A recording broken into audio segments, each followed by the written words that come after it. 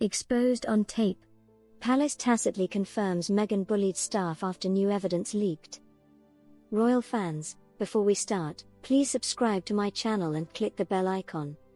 The details of a probe into allegations of bullying by the Duchess of Sussex against royal family staff will not be published despite its outcome leading to reform in the palace's administration, according to a senior family source.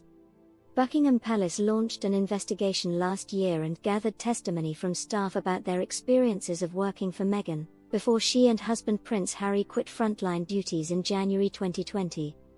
During a briefing on the annual Royal Finances report, published Thursday, a senior palace source said the details would remain hidden to protect the privacy of those who took part. Because of the confidentiality of the discussions, we have not communicated the detailed recommendations, they said. But Buckingham Palace has refused to say what they are and why the outcome of the independent investigation, paid for privately by the Queen, has been covered up. It is not clear if even those who accused Meghan of bullying are entirely clear how the changes in HR policies relate to their complaints. Despite initial predictions from royal insiders that dozens of staff would come forward to give evidence against Meghan, who denied the claims, in the end only a handful of aides did. Some who described themselves as damaged by the experience of working for the Duke and Duchess of Sussex decided it was too painful and wanted to try to move on. Others who still work for the palace feared it would be damaging to their careers to give evidence. When the bullying investigation was launched in March 2021, the palace said any changes in policies or procedures recommended following the review would be shared in the Sovereign Grant Report, which is published annually and documents royal accounts for the year.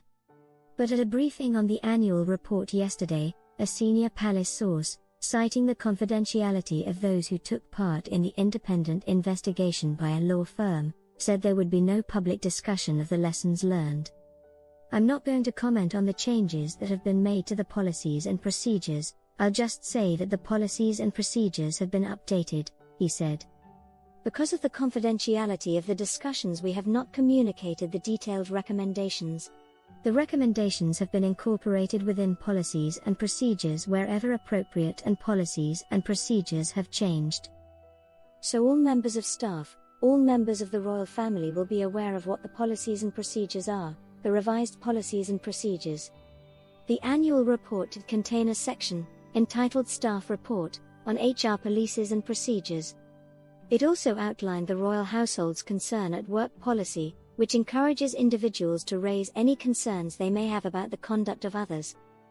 The policy sets out how issues can be aired, with the policy accessible to staff on the intranet site, known as the Coronet. Amid claims that Meghan had insisted HR policies did not apply to senior members of the royal family like her, the senior source said concern at work was included in a document called Guidance for Private Secretaries, which incorporated all policies. So there can be no misunderstanding that the concern at work policy applies to everyone in the royal household. Meghan, 40, had claimed that the allegations were a calculated smear, and in an interview with Oprah Winfrey, she and Harry accused the institution of monarchy of racism. Stung by the accusation, the Queen, Prince Charles and the rest of the family have stressed the work they have done over the years to support ethnic minority groups in Britain and nations across the Commonwealth. Last year William insisted, "We are very much not a racist family."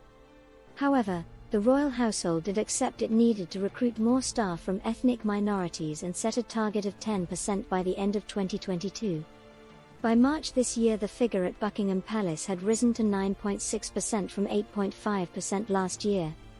At Clarence House the figure is 10.6%, and at Kensington Palace, 13.6% of William and Kate's staff are from an ethnic minority background.